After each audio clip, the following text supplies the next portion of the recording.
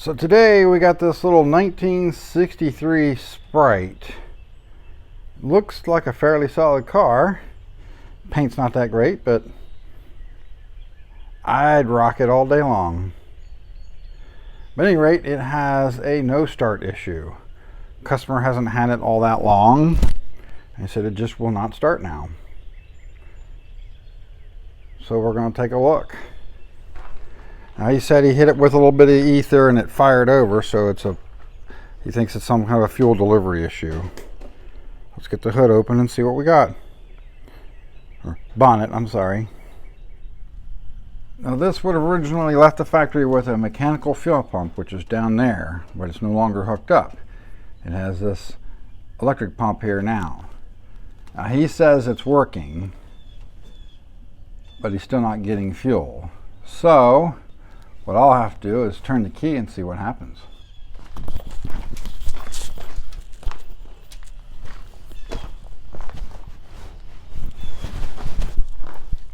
So we'll turn the key and we'll see if the pump's doing anything.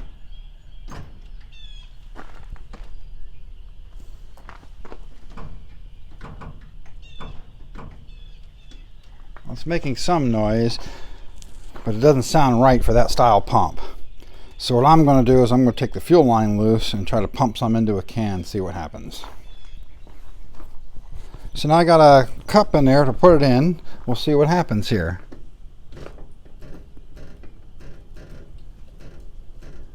So either we got a bad pump or we got a bad spot in the switch here where it's just not getting electricity all the time. So what I'll have to do is start checking for voltage, make sure it's not a bad key switch. Now one other thing he did say was his turn signals are not working and his brake lights are not working. So there might be some electrical problems in this car. And looking at that wiring back there, doesn't surprise me. So I'm starting to chase the wiring for the fuel pump to try to figure out whether I got power. And this is the type of things that I do not like to see. There's 3 butt connectors in a row to hold all these wires together. It's like, you know, why not just cut all that out and just have that hooked to there? But the wiring on this car has been hacked up really bad. Because now you see all this here and all of that, but then you got these wires here, and he had told me there was a switch underneath the dash and he wasn't sure exactly what it did. Well, that's these wires here going directly from the positive post of the battery to the coil. That is what the switch is for, to cut off the power to the coil. But that also means if you leave it on all the time, then it's just going to run your battery down and burn up the points, which is not a good idea because that's not switched anymore. And we get underneath the dashboard here, and it doesn't look any better under here. There's lots of just black tape and pieces of wire hooked together to each other and extended and loose wires. So the only real fix for a wiring harness in this condition is just to replace it. It's so hard to try to actually repair wiring when it's been hacked up this bad, that in the long run, even though it costs what it costs to put in a harness, you'd be money ahead than to constantly be chasing problems every year, every other year, or whatever. And it's so hard to chase down when like almost all the wires in there are white that they put in, except for the positive wire going to the fuel pump. That's black. So they did nothing to even try to stick with original codes or anything. Alright, so I pulled the ignition switch down to take a look at the wiring. So this would be the ignition on coming out here, and this is how they have everything wired up. And once again, why would you go from here to there and have that short piece of wire with two connections? But also, that right there, that bubbling right there is showing signs that that's been a little hot, and that's starting, and the insulation melting a little bit. So that's not a good thing either. So his potential electrical problems that he was concerned about, I could easily see this car having them. So now I got to find out, is it a touchy switch that's causing the pump to just turn on and turn right back off, or is it just bad connections from all of this stuff? Well, I've tested power at the ignition switch and I'm getting constant power. It is somewhat touchy as far as the positioning of the switch, but I'm getting constant power where it's not shutting off, but the fuel pump is. So what I was going to do now is I'm actually going to cut some of this stuff out of here.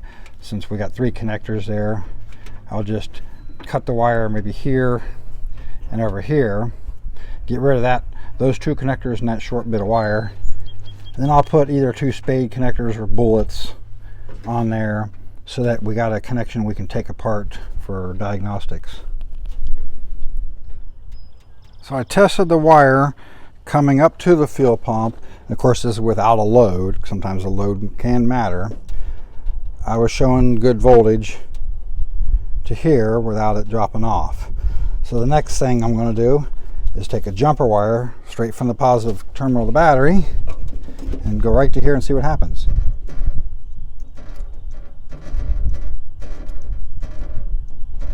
Doesn't sound much different. Now to check the brake lights, all we got to do is right here's the brake light switch. Now as I pulled them off, these are covered in brake fluid, so that's a good indication that's probably going to have a bad switch. The fluid has come through there. But all we got to do now is just run a jumper between this wire and this wire with the key on and check for brake lights. If we have brake lights, then we know it's a switch, and we replace the switch. And unfortunately, we've got nothing. So my next step is go back here and double check that the bulbs are both good and that everything is wired correctly back there.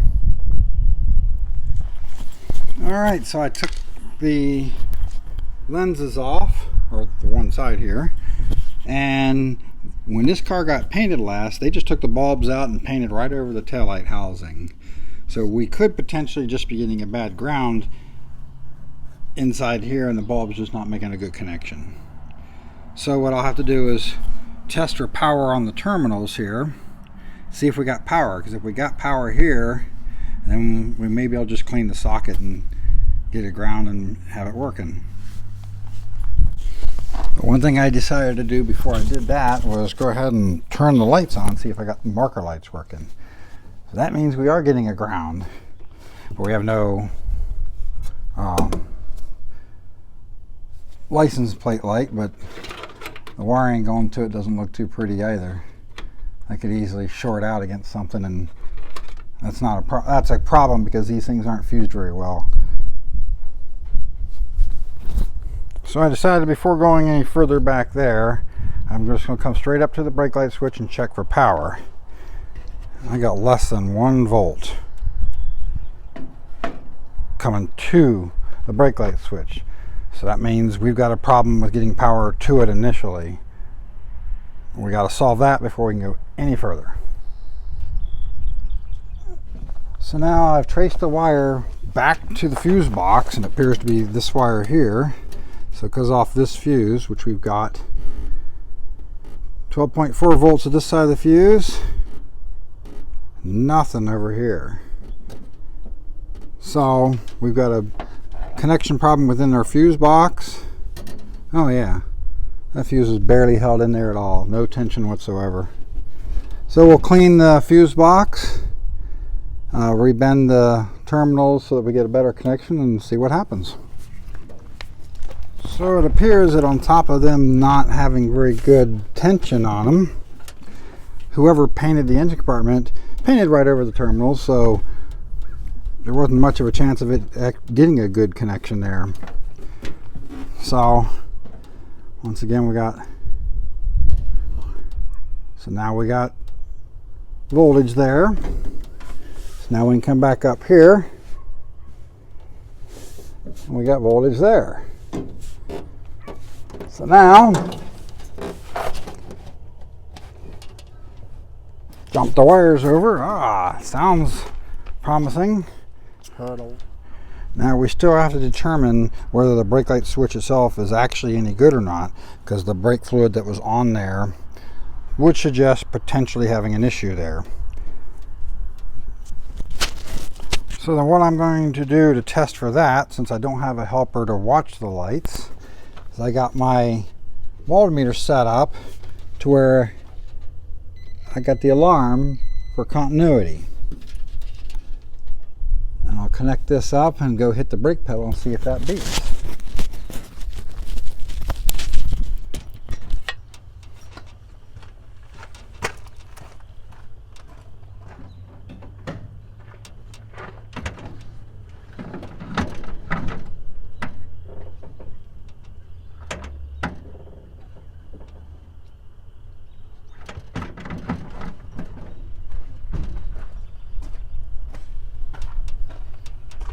I couldn't hear it beep from the driver's seat. I'll review the footage, see if it picked it up on the mic, but I think we have a bad switch as well.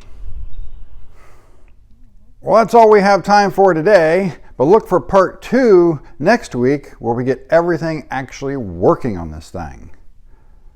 So as always, if you like what I'm doing, like, subscribe, share with your friends, comment below, let me know. Tell me how I'm doing. Even if you have suggestions on things I could do better, I'm willing to listen. It's MG Rob. Later.